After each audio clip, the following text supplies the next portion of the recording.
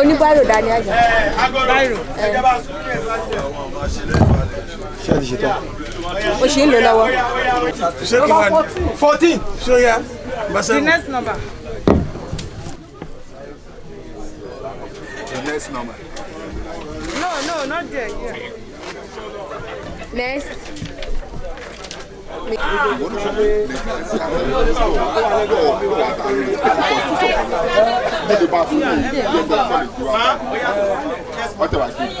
Number 10. Next number. Orúkọ yín sà. Hello, jókòó síbẹ̀. Abísóyè. 11. Balógun. Oya.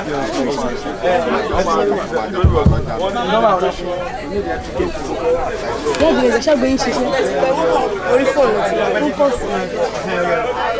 Fóònù. Asset fóònù.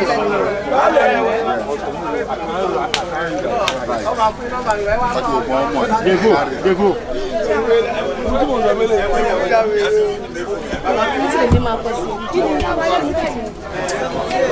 Kí ló fi sí pọ́ọ̀sì? Nọ́mbà yín. Mo ti mú sí bíbẹ̀ yìí tẹ́lẹ̀. Number 9. Number 10. Number 11. Number 12. Number 12, Sean. Aisha.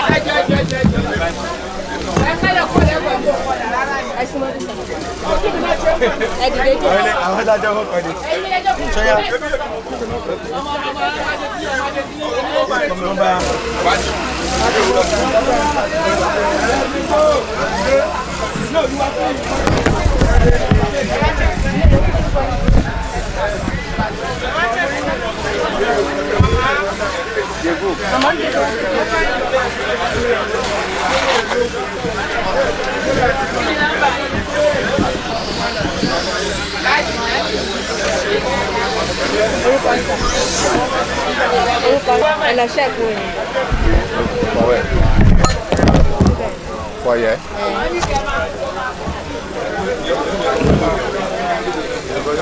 Number.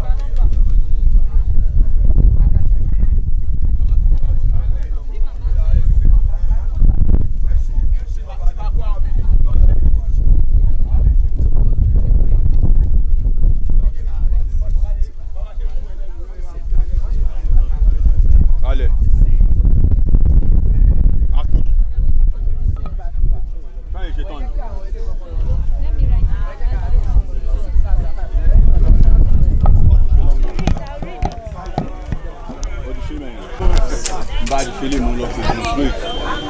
Mo tọ́ sínú kí ọgbẹ́ ní ọlọ́tọ̀.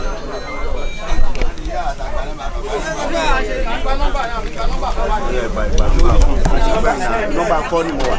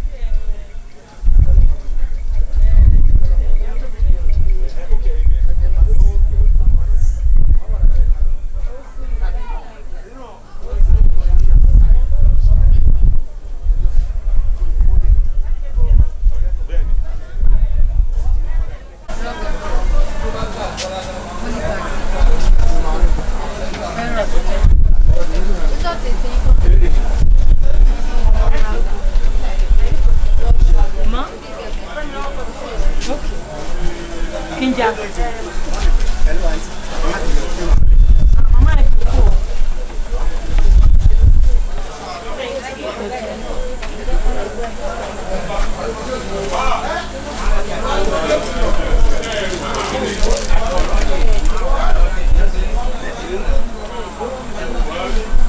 a freak. Oh, my dry. Oh, my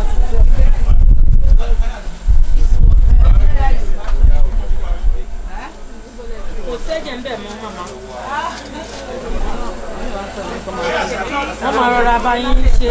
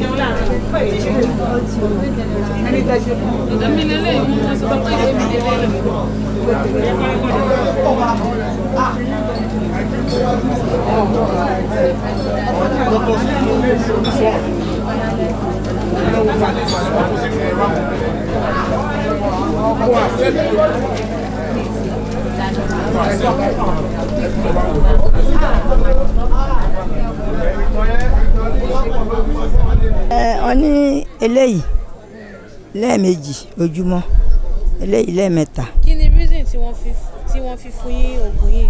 Ṣé wọ́n sọ pé gbogbo nǹkan wà okay? Ẹ ṣe àwọn pé dókítà náà ló tẹ̀sí wa wò. Ohun tí wọ́n kọ fún mi níbẹ̀ yẹn, ohun tí wọ́n fún mi, ohun tó dẹ̀ rí náà ni ohun tí wọ́n kọ. Nígbà tí dọ́dọ̀ dókítà mi ó ní ìtọ́jú wà lára mi dáadáa torí pé mo ṣe gbádùn ni. Ara mi ò yá tẹ́lẹ̀, dókítà náà ló tọ́jú mi tó jẹ́ kí gbogbo ẹ̀ tó lọ gẹ́rẹ́gẹ́ nìyẹn. Ẹ ṣé mà. Mo dúpẹ́ lọ́wọ́ bàbá wa kábíyèsí, ọmọ wa bàbá wa, ọkọ mi ìsìwá àgbà oyè, mórú ọmọ ẹ̀gì, mórú ìwà máa ṣe ìwà, ọmọ àṣẹ má pẹ̀kàn, ọmọ apẹ̀kàn má fòbìnrin jẹ, ọmọ akénigbó kẹrù bàrà ọ̀nà, ọmọ mórú sànsán ọ̀gbẹ̀rì òmò òpèlè sunṣu, ọmọ anáwó lọ́kọ̀ bí òyìnbó, ọmọ anìkan dàgbà lókun, ọmọ òrókò ńláàdó, ọmọ ọ̀sán yìí làwẹ̀, ọmọ èpò wẹ́rẹ́ lójúde ìlàdó, ọ̀n fọkọ́ tu ọ̀n padà tí wọ́n yà wọ abẹ́rẹ́ tí wọ́n lè kú òun bẹ̀. I'm here with one of the doctors, which we love to hear the most cases we're having on ground since we have been running the tests. Good afternoon, ma. Thank you. You're welcome. The most cases we have since morning, all the cases minor, but it's only hypertension. Hypertension is rampant and it's too much among of our community.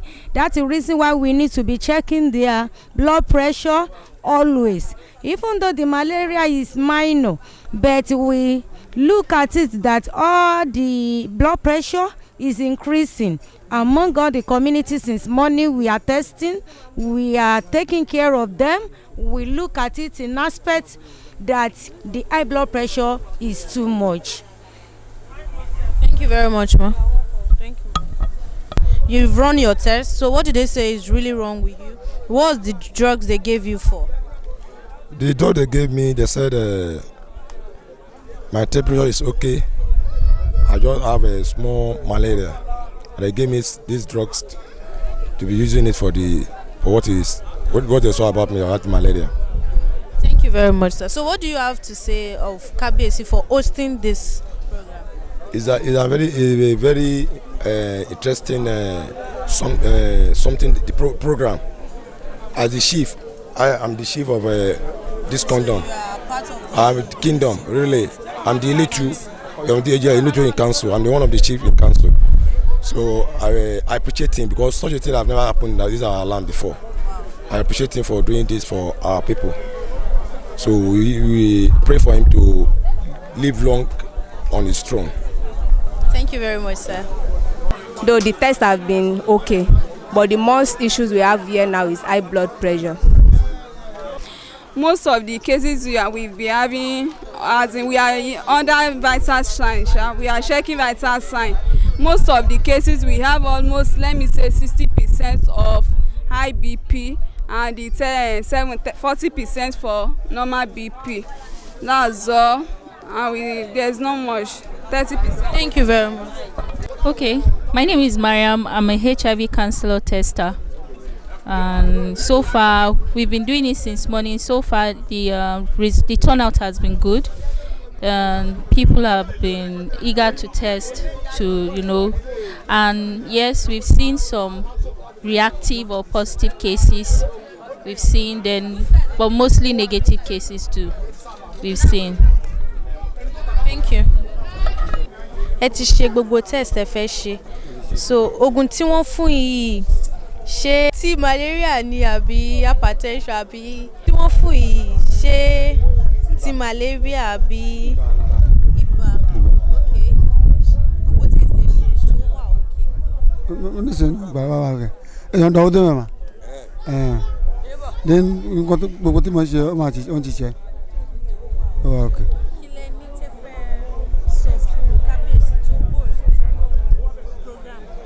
Nǹkan tí káfíńsì mú wá sí ó dáa fún gbogbo òun ni mo wá gbà. Káfíńsì nǹkan tí Ọlọ́run máa fún yẹn kó máa da òun ló máa fún.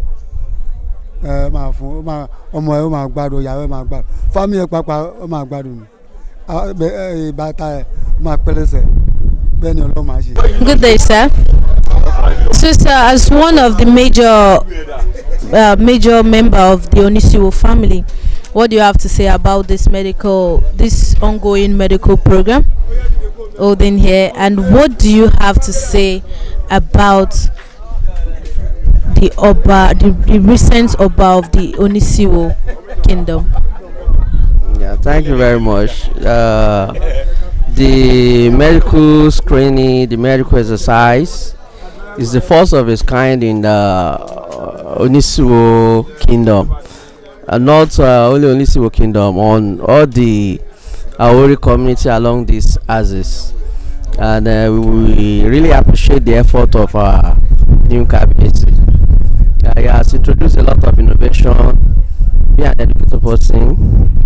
He has introduced a lot of new things, new ideas, and he has initiated a lot of developmental programs and agenda. So I think after this medical screening, we are going to have economy empowerment of people, and that is also coming very soon. So he's as you can see, everybody is so happy around.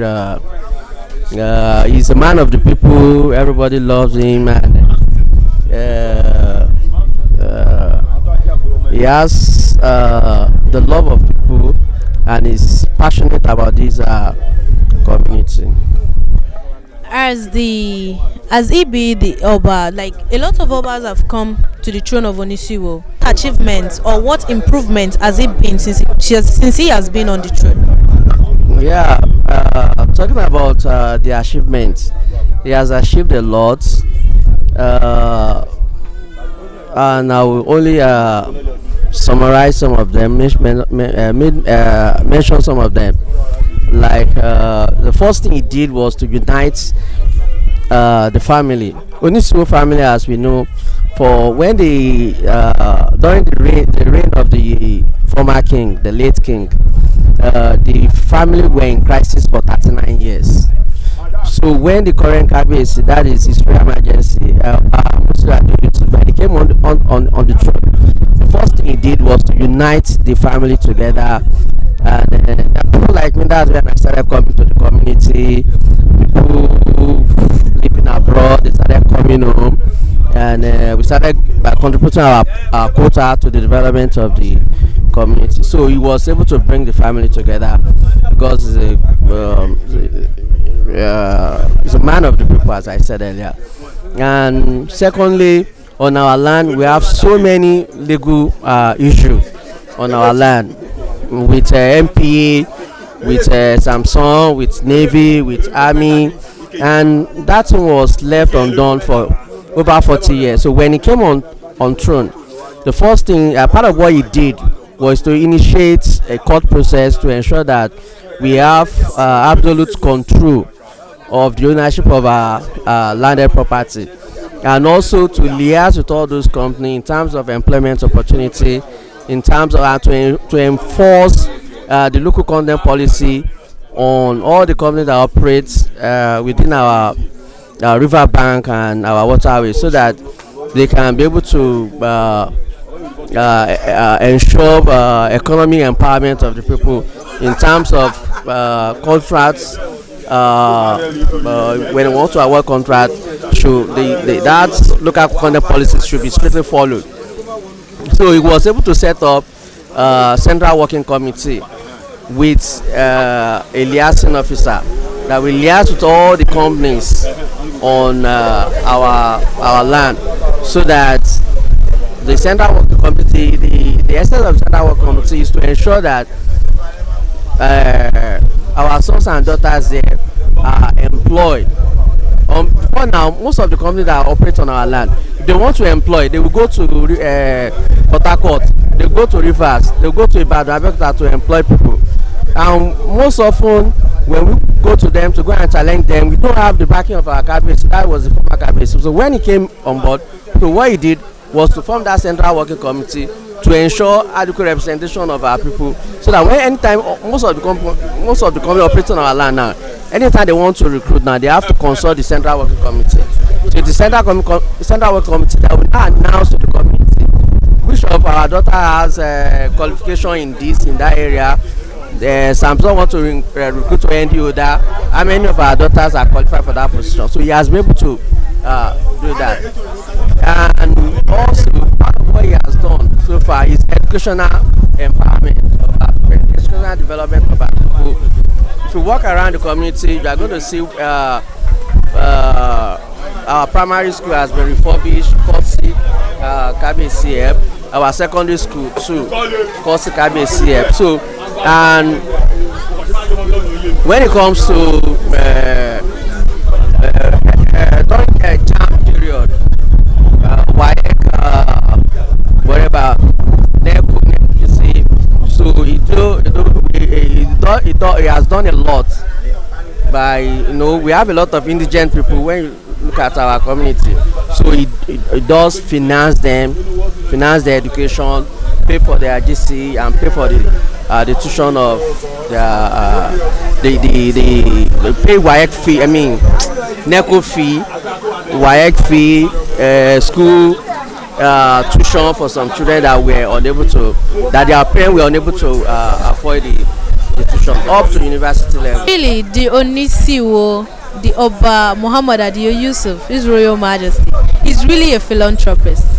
You can see he has created a lot of empowerment for his people in the community. And today we are under the services of the medical checkups going on, and so far we've been having a lot of positive and negative results. The come out is fine. We thank God for that. Thank you. Prince Chief Latif Rufai, the Odofin of ONISIWO Kingdom. I'm from Ogabi Ruling House in ONISIWO. Okay, sir. Sister, what do you have to say about the 5th anniversary of His Royal Majesty of Muhammad Adio Yusuf and the medical checkup so far we've been running since morning? The medical checkup is fine. I think the idea is a good idea from him to think about his people for their health and their well-being. So it's very, very okay, and I was glad by that. It's a good thinking by him. Hey, the 5th anniversary, see the medical checkup is the starting of the 5th anniversary, and the starting is very, very good. So, and I think the end will be good also. So by the grace of God, all the program will be well organized, and everything will be well going on by the grace of God. With what I've observed, you guys have run your test and your checkup so far. So what do you have to say about the initiative of Kabis? It's trying so much for all the people in this community. It's trying. I can see some drugs in your hands. What are the drugs for, and what did they say is wrong with you? This one is for malaria, and this one is paracetamol. This one is ferrous. Only malaria. Okay, you have malaria. The Kabis is really trying for us. He wants us to know how our condition is, and they gave me some drugs, paracetamol and What actually they say is wrong with you? nothing, only fever. Good day. Your name? My name is Araji Olakunle Sadiq. Okay. Yeah, I am the general youth leader of this kingdom. Very kingdom called ONISIWO, Tomaro ONISIWO Kingdom. As the youth leader of Tomaro, what do you have to say about His Royal Majesty? His Royal Majesty is a very, very humble and very, very intelligent and intellectual somebody to each everyone. He has what they call open door policy for everybody to come in and express his whatever he has from mind. Sure, you understand? So somebody that give way to other people to go. So, and he's very, very, very, very clever. He's good in that position. Being installed as a king, he's very, very intelligent. So we love him as well. We all the community member, we so much cherish the way he's controlling everybody under the kingdom. So he's a very good man. Very good man. So with my own understanding, since its inception, it has really favored you youth, and you're happy about it. Yes. So what do you have to say about the medical checkup going on? It's part of the development under the kingdom of the king. In some years back, before he became the king of this kingdom, we don't so much see something like this.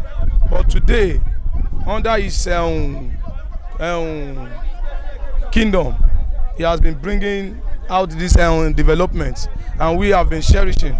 So, as you can see, what is going on right now is medical checkup for everybody. At least we have like almost 27 or 26 communities under his kingdom, and he invites every one of them to come to the palace for the medical checkup. You know, we have to live under good health.